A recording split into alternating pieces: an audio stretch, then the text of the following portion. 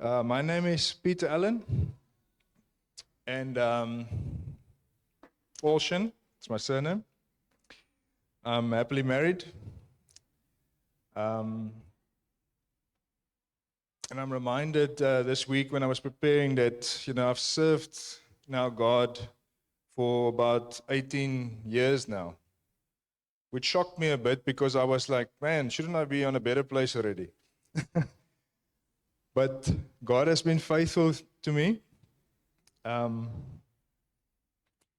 I wish I could explain to you everything that happened in all these years to make me stand here before you guys today. This didn't just happen by chance. So, yeah, let's get going. I call my sermon, So What Now? So, what now? Just for those who have just joined us, we have been busy now for the last 4 weeks on a series, which I forgot the name, but it's funny enough, it's called The Rooted Life, which is quite insane because that's sort of what I want to touch on. Well, it's not really that insane, but so the first thing, we just want to quickly summarize.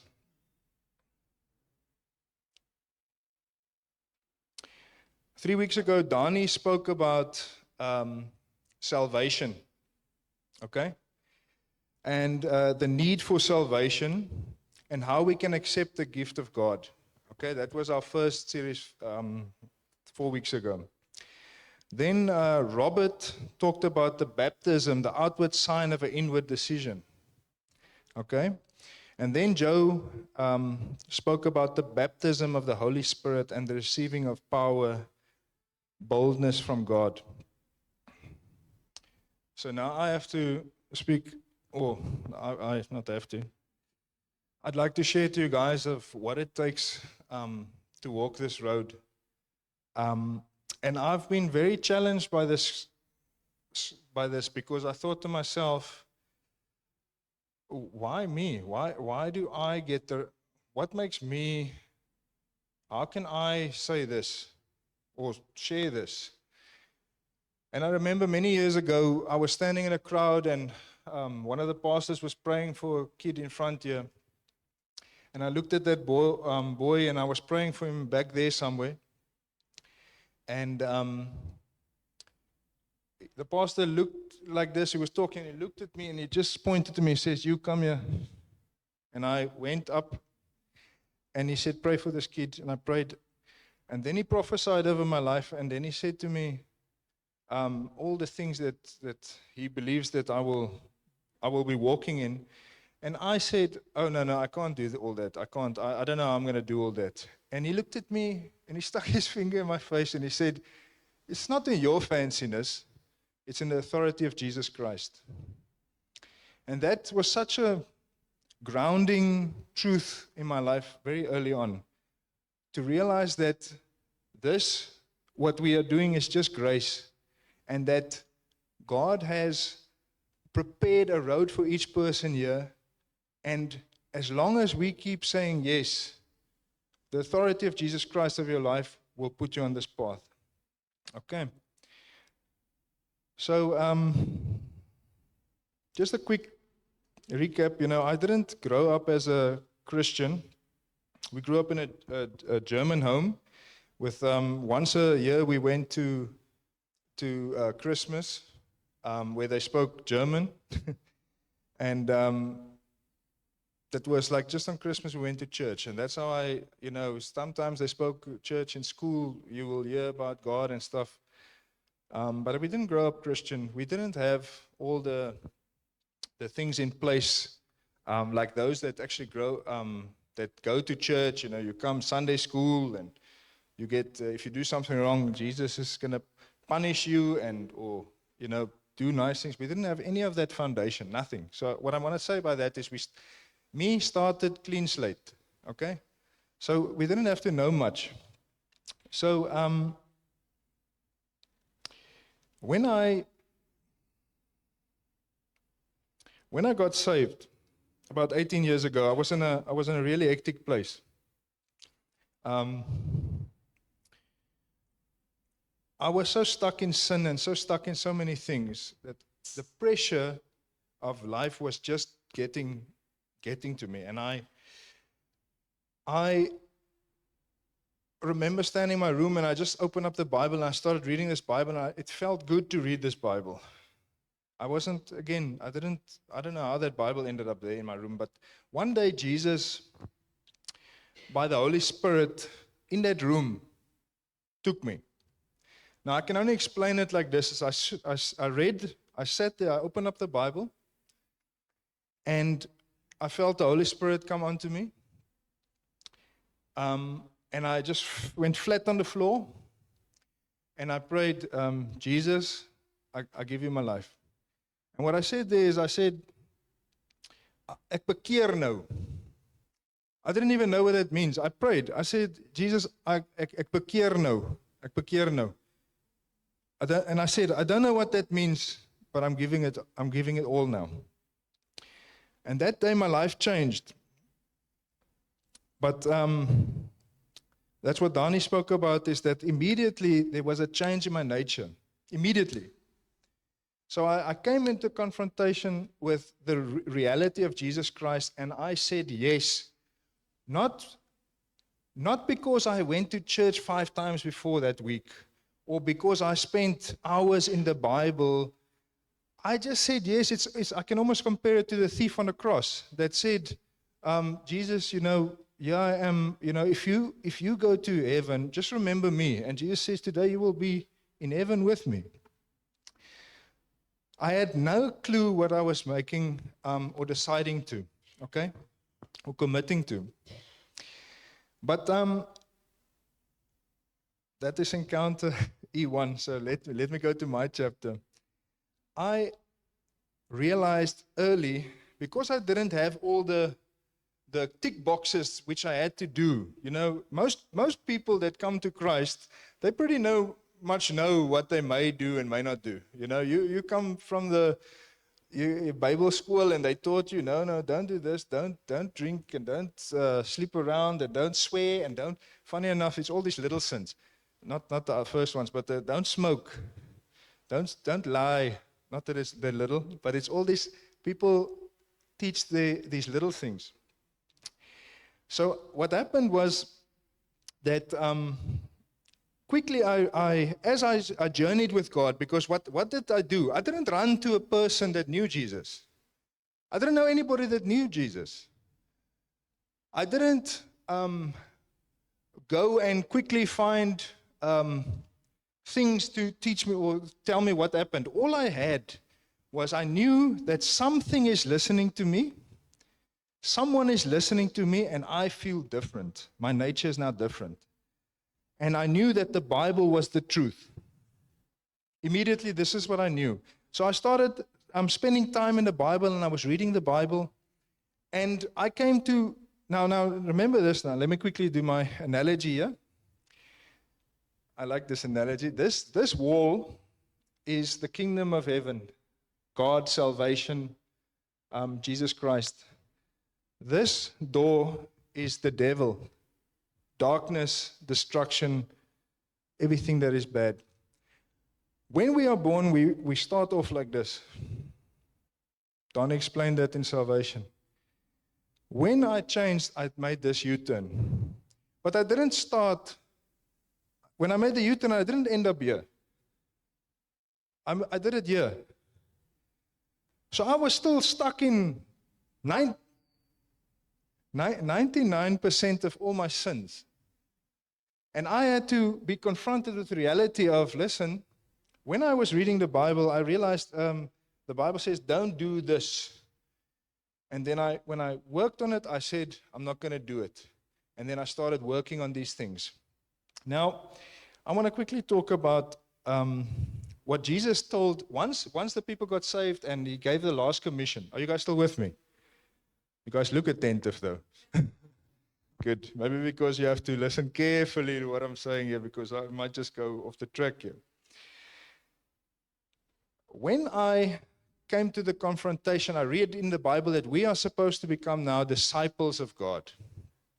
Disciple.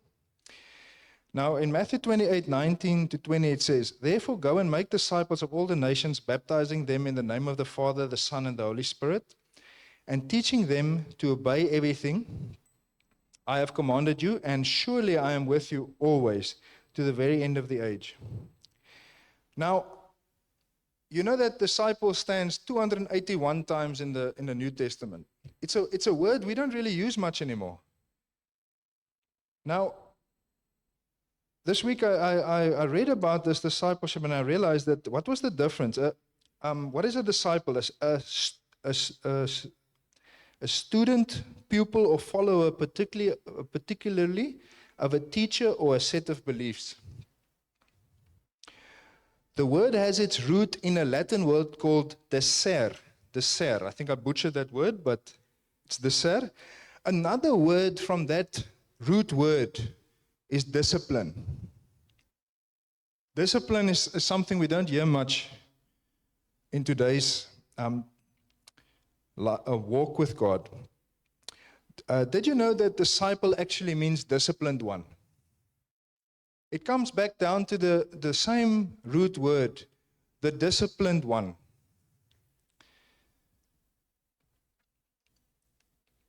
Discipline is the training or instruction or practice one undergoes to master a skill or code of conduct.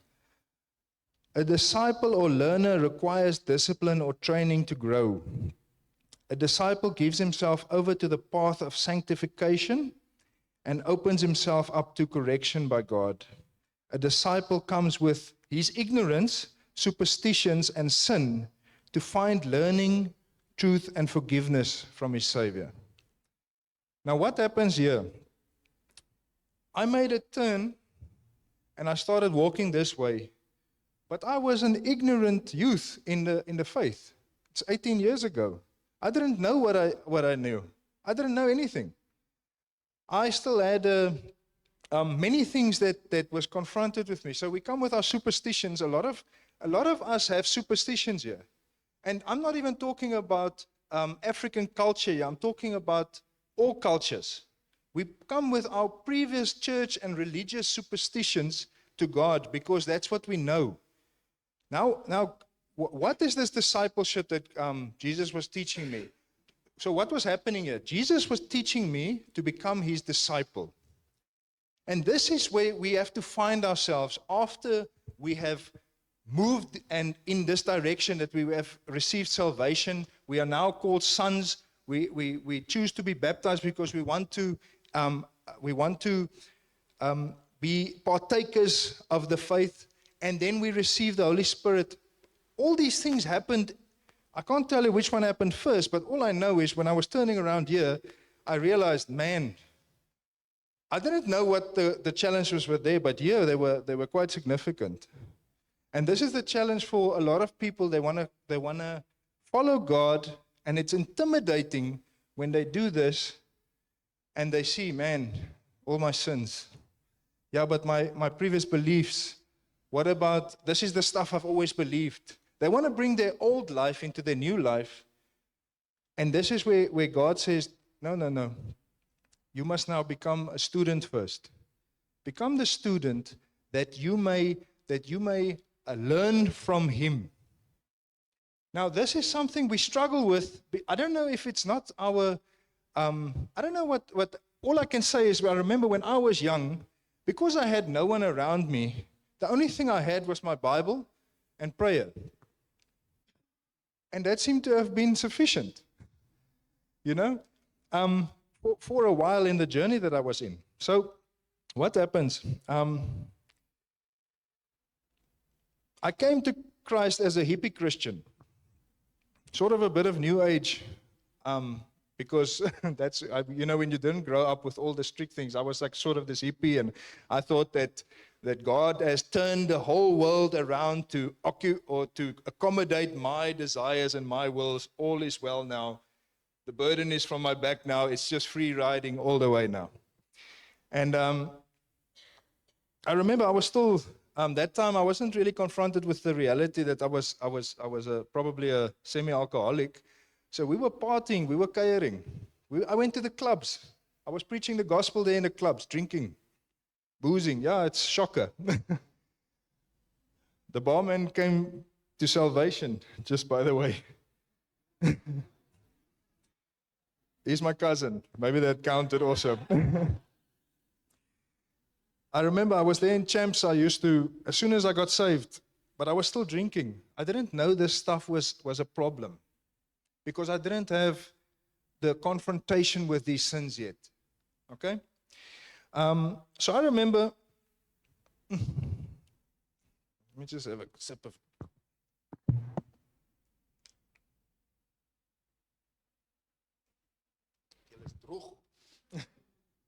Hey? Thank you, bud. Okay, so where was I? Are you guys with me? All right, so now I remember I took this salvation very lightly. Like, I was immediately changed. I knew I was changed because I saw the world differently immediately. I saw like Paul saw when the scales fell from his eyes. I knew God was real, and I knew the Bible was real. These were the realities I had there.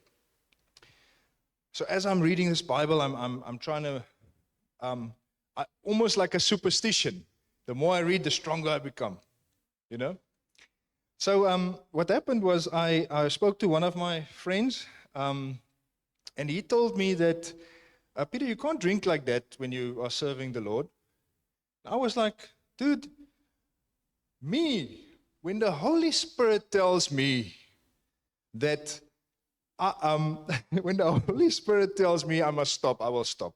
No one tells me. That weekend, me and my best friend in Antis Bay, we drove a car 120 kilometers into a tree, drunk. All I remember from that thing is, yes, because we were boozing, we were kuiering, pulling out my Bible, preaching, and just drinking. Not knowing this, not being confronted with this reality.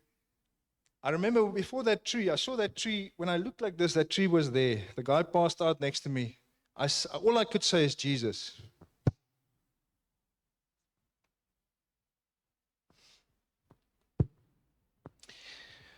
When I woke up, my friend was stuck over the car like this.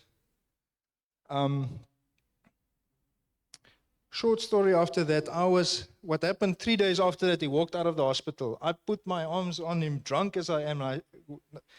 This might be theologically wrong, but I prayed in the Holy Spirit over that man that he must not die there. All I knew was what I knew. What happened was then is that I was terrified of God after that. Because my hippie Christian superstitions didn't work anymore.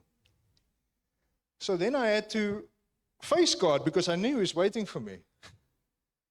He was waiting in the inner room, and when I went there and I opened up the Bible, the first thing that stood there is, God has punished me severely, but He has not given me over to death. Now that is mercy. That is correction from a father. What I want to say about that is that Jesus had many followers. Whenever you open up the Bible and you read Luke 4 and you read all these things, there were many followers. People, they always had these crowds around Him. And you know what he did with these crowds? They were there because some of them got free food. They're giving food out there by those Christians. Let's go for the food.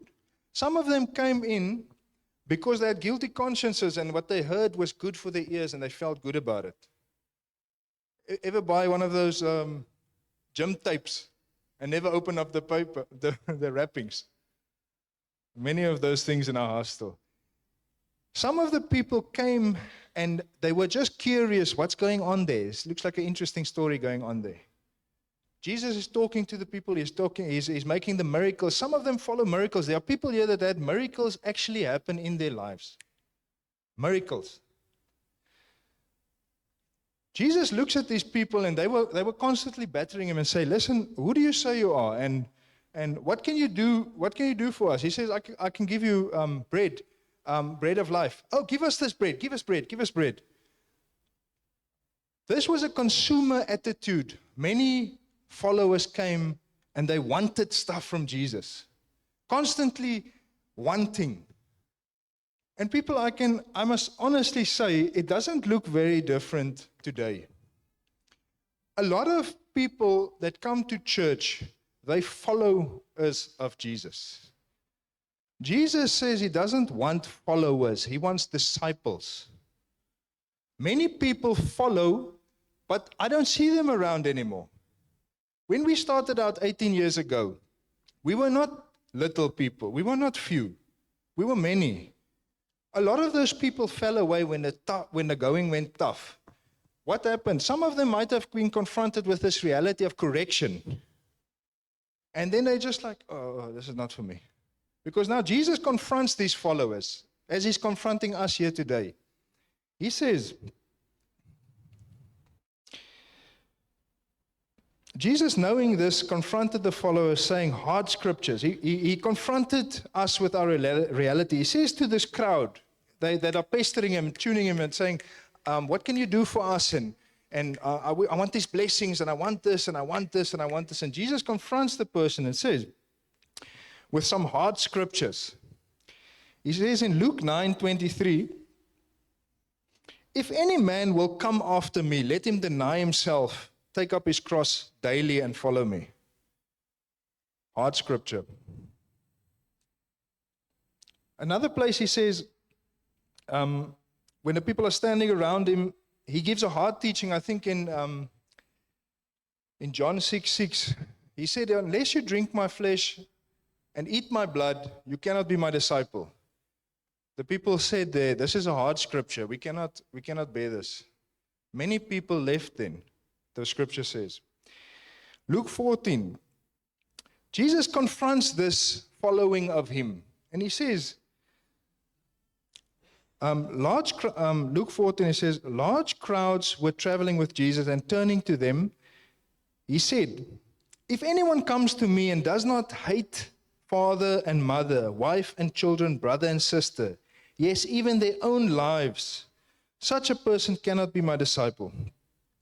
And whoever does not carry their cross and follow me cannot be my disciple. It's on 27. And then he goes on to 33. He says, in the same way, those of you who do not give up everything you have cannot be my disciple. 3 times Jesus says this.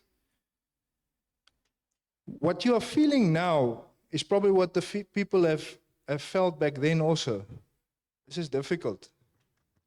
This is a hard thing. Jan Ruben?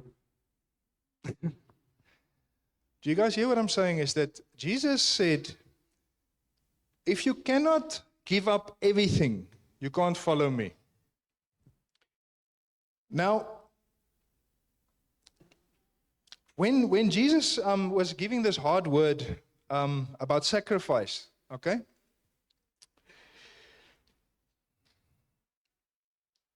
What does Jesus mean here?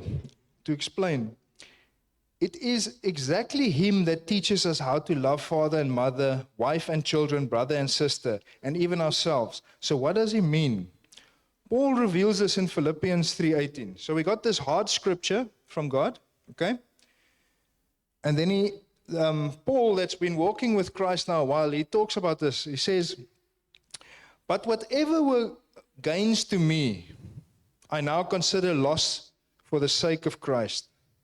What is more, I consider everything a loss because of the surpassing worth of knowing Jesus Christ, my Lord. For whose sake I have lost all things, I consider them garbage, that I may gain Christ. Now this is scripture. But I had a personal testimony in my life where God revealed this to me. It's a hard thing. It's a hard thing that we are dealing with now. It says that Jesus said, let me tell my testimony. I used to go out and pray at the salt pans. I used to lie flat on my belly, pray to God. I used to, for like a long time, I said, Jesus, I put you first in my life. I put you first in my life. I put you first in my life. And one day, so a friend invited me to a, I always started the prayer, I put you first in my life. And I always ended it, I put you first in my life. And then I was invited to some evangelical outreach thing. Some crazy guy from the Amazon came here. He was preaching to the Indians back in the Amazon. And this is the first time I was confronted with the actual gifts of the Holy Spirit. So he said, okay, everybody come to the front who wants to receive prayer. Stand here in a row. And he started here and he prayed. Some people fell, some people didn't fall. I was like, oh, yeah, no, this guy's going to expose me. When the guy put his hand on my shoulder, he says, sure. He paused by me. He said, sure. The devil tried hard to take you out. And he said, God says, I do not want to be first in your life. I want to be everything. And this was an insane revelation to me, because that was like, how did you know what I was praying? And he said, I do not want to be everything in your life. I do not want to be first in your life. I want to be everything. The followers make Jesus a part of his life, out of their lives. All right? But disciples make Jesus Lord over their lives. This is an insane difference. Look at the crowd quickly. Look at the Bible. What happened when the things happened? Jesus was always there somewhere with his crowd, and the followers were back here looking like that. What's happening there? What's happening there? You see, Jesus invites you to come to the inner circle of the discipleship. The group that there where he shares his heart with you. A lot of people have zero effectiveness in the kingdom. Nothing has changed in your lives. I remember my brother, he told me on his wedding night, the night before, he said, Peter, how do you get saved? I said, listen, you must ask for forgiveness. I did that. And I said, the Holy Spirit showed me, yeah, but God resists the proud, but he gives grace to the humble. Michael was confronted with this. You see, we need to understand that nothing is really going to change if Jesus isn't Lord of your life. Because God cannot take stuff from you you didn't give him over or work with it. This is so important because you decide the chambers you allow God to work in. It's a massive, massive thing that we need to understand that. God does not overpower you and make you this thing. A lot of people, they actually in church, they come to church and they think, if I just sit here, things are going to change in my life. It's not gonna. I'm sorry to say that, and this is a reality. We must become disciples, okay? So, how does the life of a disciple look? So this distinguishes the difference between those who follow God and those who are committed to this lordship of Jesus Christ. There's a big distinction here, okay? So, now if you wish to stand strong in the faith, you need to make a hard choice of putting Jesus on the throne over your life. Daily. In Luke 9:23 says, if a man will come after me, Jesus says now, he confronts these followers, the followers. He says, if you want to come after me, let him deny himself, take up his cross daily and follow me. You see, a lot of things, what I saw over these years is that the guys, they start out, they follow, and they stop picking up their cross daily. The sacrifice of living this life, and they get tired. Jesus says, if you have, take my yoke upon you because my yoke is easy. Are we seeing easy yokes in this church? Are we winning? Or are we surviving? There's a reason why God said to the Israelites back then is, no one keep old manna. When they were given the manna in the mornings, don't keep that old manna. Every morning I give you new manna. You must eat that manna. I don't see many people striving in the kingdom. Not striving, winning. I see people like this, heavy. And it breaks my heart. Yes, there is real tribulation and trials. Jesus says, look, or Paul reminds us and says, look what Jesus went through. He knows exactly what you went through because he also went through. I don't make little of your challenges, people. I've felt them. I've walked this road many times.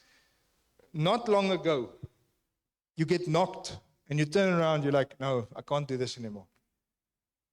You know, when you just a quick thing on sin. A lot of people, they try, and then they sin. Then they think they start here again. It doesn't work like that. You will start your walk and you will fall. Get up. You will walk, you will fall. Get up. Make right with Jesus quickly. It's pride that keeps you away from him. Make right with him quickly, that you can carry on the road. A lot of people are stuck here. They don't know this way or they don't know that way. Because they just can't get over themselves to let the past go. You guys still with me? The followers, they never last. They fade when the sacrifice is required. Seen it many times. Paul talks about our walk in the faith like a marathon of endurance. We are not sprinters. Many people think if I take on God one time, that's it. I'm saved. Sinner's prayer, saved. I had a friend, a cousin of ours. He got not the same one, the other one. When all our friends started getting saved, he said, "I also want to be saved." Made a prayer. My wife pulled him to the water like a crocodile and got baptized, everything, and he lives so far from God now, you cannot believe it. It's a sad thing because no one explained to this man what it's going to cost him. And this is what's missing in our reality on our walk with Christ. There is a sacrificial price that must be paid. And this is what I actually want to get to now, is just for us to understand that if you, let's summarize quickly this first part. If you stay a follower of God, you might experience certain things, miracles. Sometimes you get abundance here. Now and then you get the crumbs off the table when there's ministry time. But you will never get to the inner circle, to what Jesus actually wants to do, the fullness of Christ, if you stay a follower. You have to get into the inner circle. And what actually gets us to the inner circle? You must just choose it. It's a choice. I want to be part of this discipleship of yours, Lord Jesus, so that my life can actually change. So we choose this and we start walking this road. I'm going to read this quickly again. If a man will come after me, let him deny himself, take up his cross daily and follow me. The followers, let me not go all the way there. So Paul talks about faith as a marathon endurance.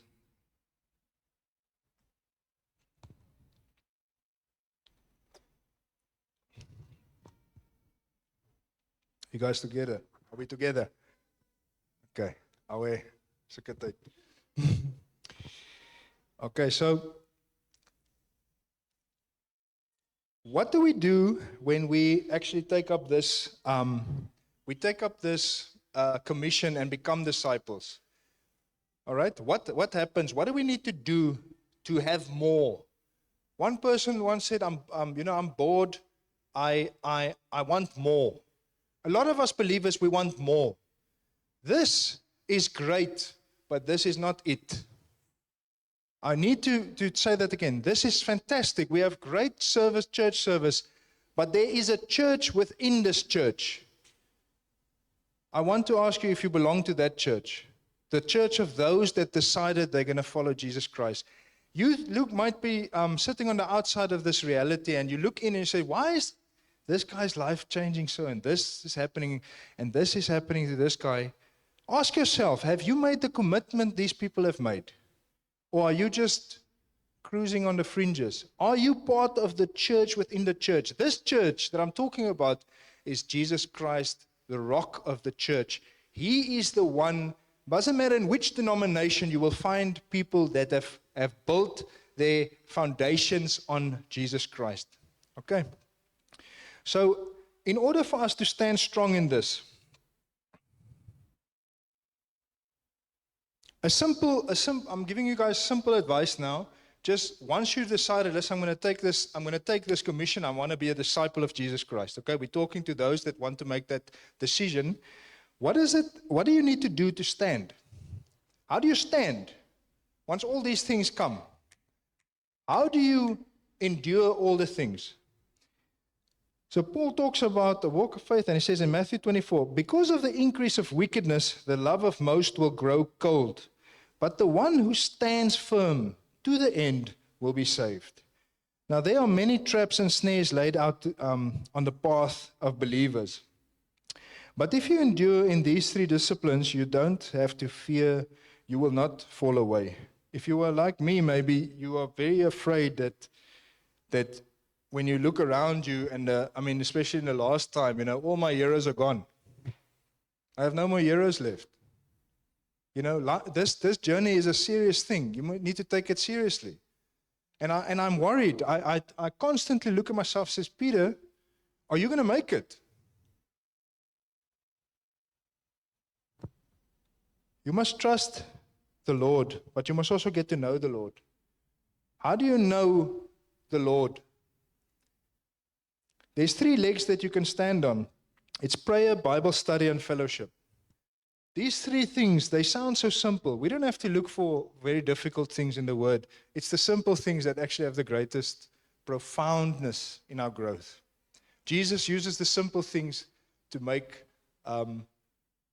shows his goodness and his strength through the simple things. So he says, in prayer, okay, these three by themselves, first of all, these three by themselves mean nothing unless they point you into the loving embrace of Jesus. Now think about this.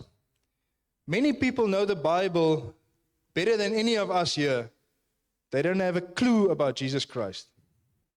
You can know the Bible as scripture, as a book. It has no power, because without the Holy Spirit, it's powerless. It's just a book. It's got great advice, like The Richest Man in Babylon or any other books. It's got good advice. Unless it comes into contact with Jesus Christ, you need the Holy Spirit for the interpretation of the Word. And this you just have to ask for. Many people say, I don't know how to read the Bible. I don't understand what there is.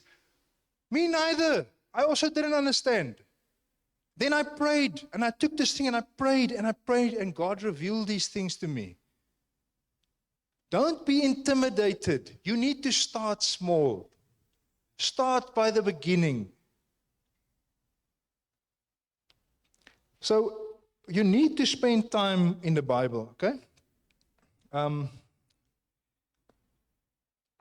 Also with prayer. You need to spend time in prayer. Okay, first, just quickly on the Bible. You don't have to debate if the Bible is true or not. Okay, I did that for many years. The reason why you go and study the Bible and stuff is for your faith.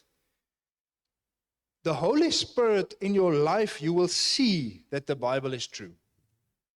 This is the thing. I told my one friend once, I can't argue spiritual things with a non-spiritual person. You don't understand spiritual things. It's very difficult to explain a spiritual thing to an unspiritual person. If you don't have received the Holy Spirit, you are just, and this is what Joe talks about with the Holy Spirit. We need to be baptized by the Holy Spirit to interpret the Bible. Okay? Again, prayer. Therefore, confess your sins to each other and pray for each other so that you may be healed. The prayer of a righteous person is powerful and effective.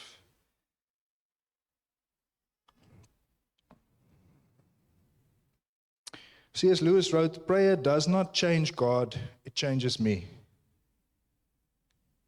When I started out there, I used to pray, Lord, can I get this and can I get that and give this guy this and give this guy that.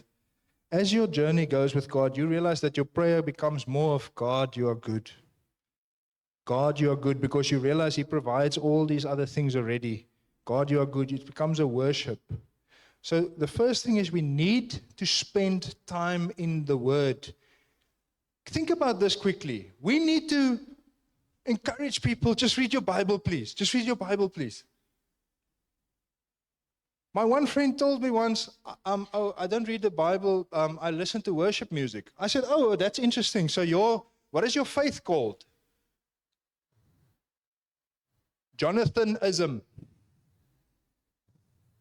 If you don't read the Bible, how do you know what you are following and who you are following? Some people, they only read these little pieces of the dagboekies. What do we call that in English? Daily devotions. The scriptures I've read now, do you think they're going to be in the daily devotions? It might be if you got the right guys, but some Oswald Chambers might have it. What I'm trying to tell you is, if I give you a map and I tear off half the page and I say, find this town for me, how are you going to get there if you don't know the full gospel? You need the Bible. It should be the first thing and the only thing, actually, for the first 4 or 5 years of your life in a spiritual journey. This is, I think, one of the reasons why I got such strong foundation is I only had the Word of God. I didn't have YouTube and all those things. That I ate it. I ate it. Like I can tell you, I didn't really eat it, but I wanted to eat it. I was so in love with the Bible. You need to read the Bible. If you don't, you're not going to have roots. If you don't have roots, when the sun comes up, it's going to take you out. Listen to my warning here. Leave the other things and go straight to the Word of God. Why are we so tempted to not go there? It's because the Word of God confronts us. In this process of discipling, I read there, you see. I drank a bit too much last night again. Don't be drunk. It confronts us. Get used to being confronted, because that's how you grow as a disciple. You need to process these things. Okay? You guys still together? So prayer is, that's where you actually get to know God. Jesus left and went in the wilderness to pray. The quickest way your faith is the way you're gonna not feel God in your life is when all your prayers are popcorn prayers. If you jump in your car and you just drive and say, Lord, just bless this day and what. Jesus himself showed us the example. You need to go away alone. If prayer is not one of the pillars of your life, you are not going to know the voice of God. I've got a testimony about that, but I'm running out of time here. You're not going to know the voice of God. You need prayer. And I'm not talking about just when you jump out of bed stuff. Go in, try this. I am challenging you, church. Try this. Paul Washer says that God shows up in your reverence. Reverence is a word that in the position you put him in, it must be a reverent position.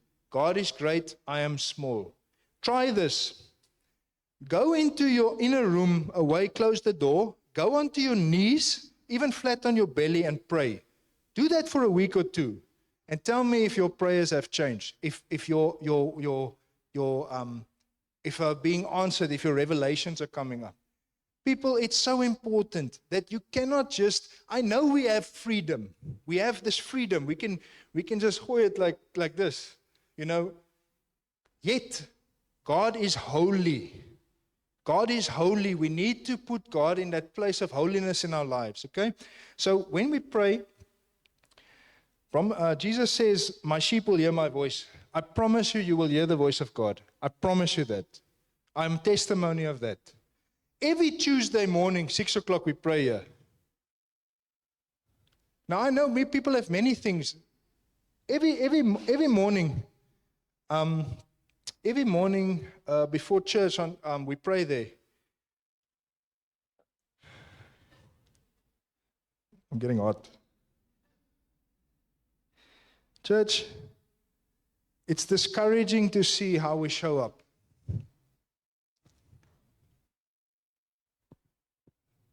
We hear brokenness and we hear heaviness and we hear people are struggling and it's just, we are just surviving and we're just getting through and dit gaan net so sleg met my.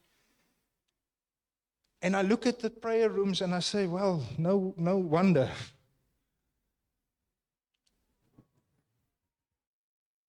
If we don't become desperate for God's presence, nothing will change in your life.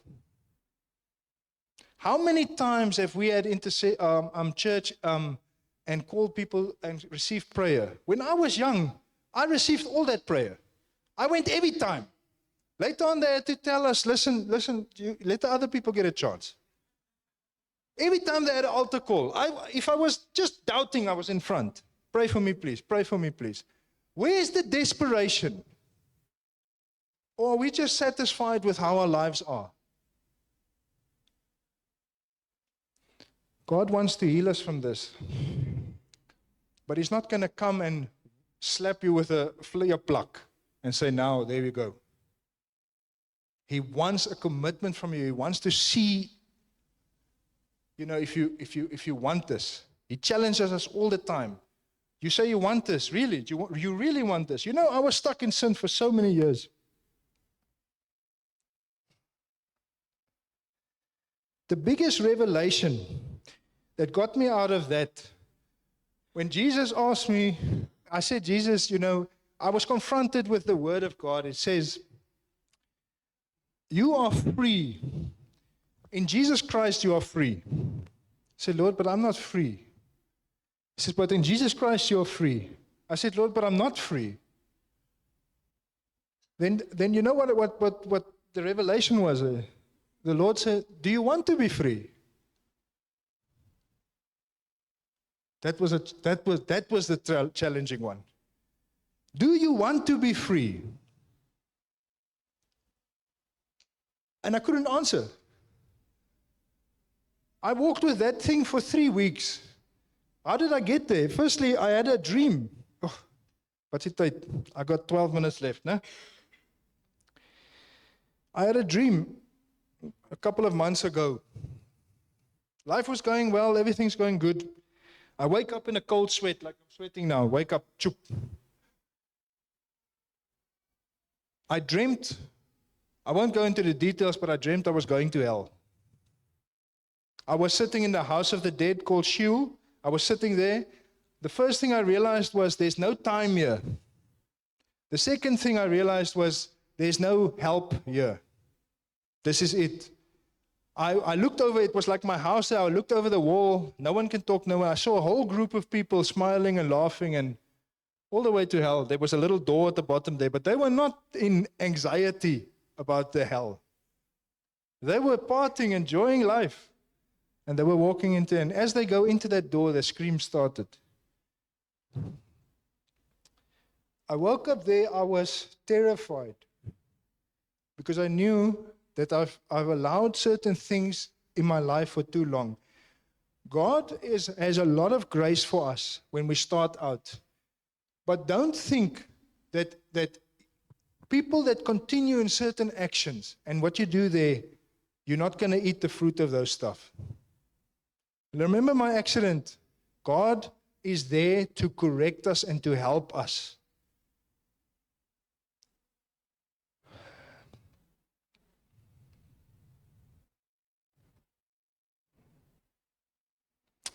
I had to confront the answers, do I want to be free? And I told God, I don't. I don't want to be free. I like this stuff too much. For the first time ever, God gave me that power to actually say, no, I'm done with this stuff. If you ask me now, I still love that stuff. I love a lot of sin. You know, it sounds so unholy and we're not Christian right and stuff, but I'm telling you, a lot of us love our sin. That's why we're still stuck in it. Ask yourself the question, is that thing worth Christ in your life?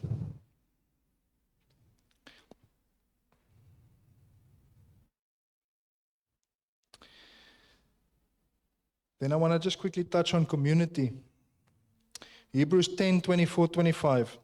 And let us consider how to stir up one another to love and good works, not neglecting to meet together, as is the habit of some, but encourage one another, and all the more as you see the days drawing near. We need friendships. You need friendships.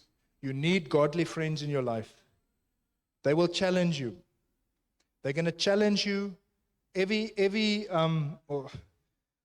going to challenge you. The word says iron sharpens iron.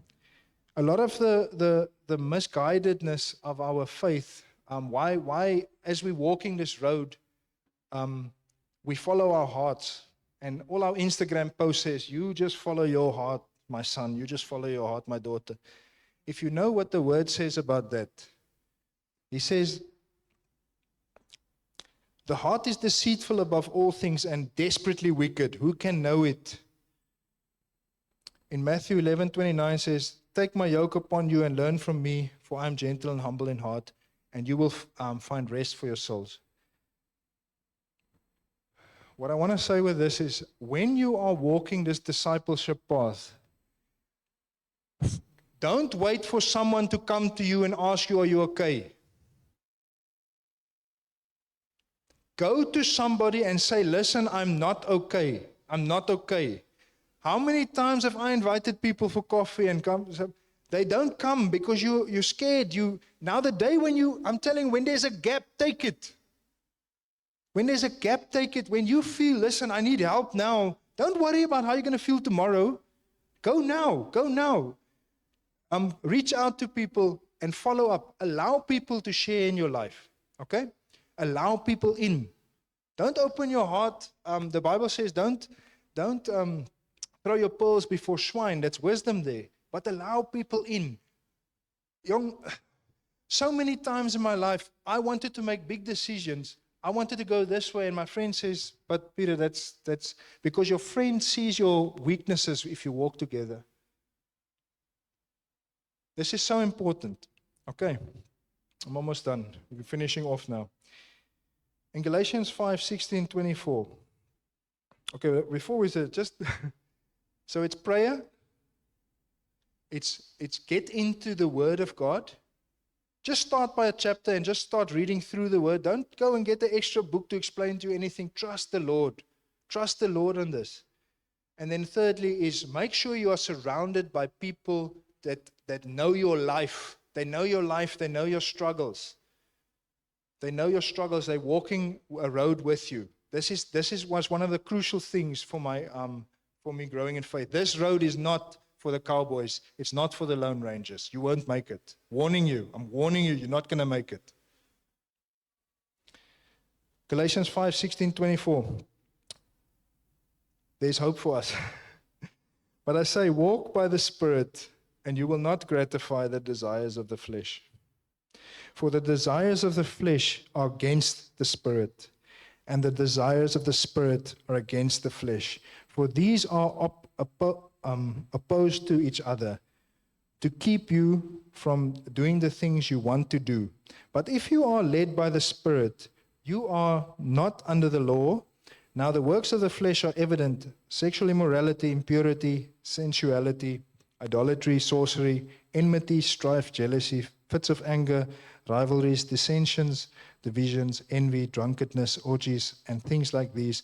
I warn you, as I warned you before, that those who do these things, such things, will not inherit the kingdom of God.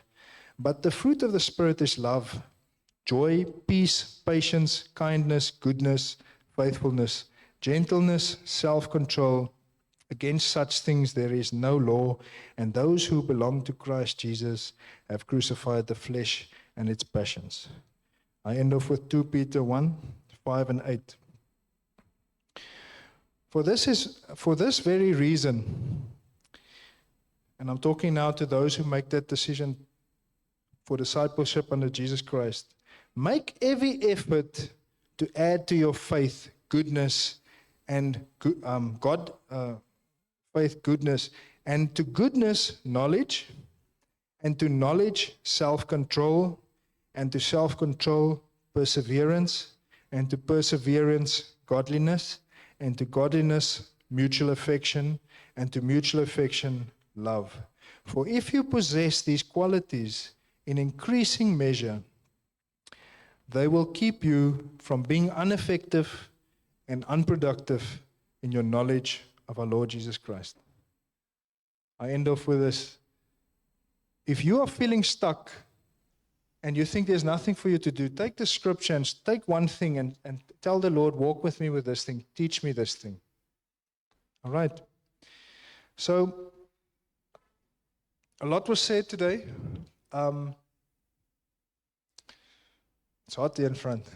There's a reason why the watch broke today. There's no watch here, so you guys are stuck. Guys, I want to encourage you. You know, before I was praying inside there, I was deeply emotional. And I just remembered this thing that the Holy Spirit brought up remembrance to me. He says, I said, Lord, can't I just go stand there, cry for half an hour, pray and leave? The workers in the Salvation Army wrote to William Booth and said, these people are hard of heart. They don't want to listen. They don't want to change. And here it comes. William Booth wrote back, try tears. People, I'm asking you guys, don't be discouraged. Don't be discouraged. This walk is hard, yes. But the one that we are walking with, he puts a yoke on you that is light. I promise you, if we are in the right position, in the right place in his kingdom, everything can fall apart around us. But we will have peace. So I want to challenge you guys today. I want to say is, listen, if you are in any sense, feel like you've been sitting on the outside, nothing is changing in your life. You're a spectator into this sport. This is not a spectator sport. What's going to happen is you're just going to move from this church to the next church and from that church to the next church, and nothing is going to change in your life, because what Christ Jesus is asking you is to leave leave everything behind and follow me. Yes, this is hard. I promise you, don't think too much about what that means. God will equip you to do that. And he will not rip away everything, I promise you. There's a poem that says, where Jesus says, all that I have taken from you, I did not take to cause you harm, but that you may find those things in my arms.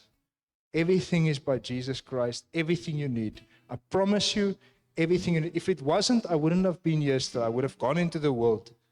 I find by Christ Jesus everything I need and more. Even though I don't always understand everything, even though sometimes I fall in sin. Don't be discouraged. Guys, don't be discouraged. This is our walk and our fight. So I want to pray. I'm going to pray for us. And then I want you guys to take that challenge. If you feel that you are just ineffective and you've been looking from the outside, I want to call you to the front here. Come and pray with me. Let's pray together. Let the leaders come and pray together here in front with you. Take that step. Don't be afraid. You don't have to know everything. Things will be revealed to you as you need it. I promise you. You will receive what you need. This is the promise from Jesus Christ. Okay, so I'm going to pray for us afterwards. If you want to have a coffee, thanks for coming, everybody. We really appreciate it. Go and enjoy your coffee, but give us some time also Sit a bit. Just sit 30 seconds afterwards. Just think a bit. Take stock of your life. Sometimes met die Here ons so op die bek ruk. Hey, pay attention to what's going on around you. Take stock of your life. And if you want to make that move, we are here and we're going to walk with you. Not going to leave you alone. Promise you. All right. Father God, I praise your name. I worship you, Lord God. You are good. You've shown your goodness and your faithfulness. I'm thinking of that song. That, Lord, your faithfulness is so good to us, Lord God. You are like an anchor, Lord God. An anchor in our lives, Lord God. Father, I want to challenge the Lord God, and I want to set out this invitation, Lord God. You, Lord, that say that you cut them to the heart, Lord God. I pray in Jesus' name by your Holy Spirit to do your work, Lord God. I pray for every person that doesn't feel worthy, Lord God, to realize that Jesus Christ has made a way for you. It's not in your fanciness. It's not in your fanciness. It's in the authority of Jesus Christ. If Jesus picks you, he's going to make something of you. And I pray this in Jesus' name, Lord. Let your blood go over this congregation and all the seeds that have been sown in the last week, Lord God, all unto your will, Lord God. In Jesus' name, amen.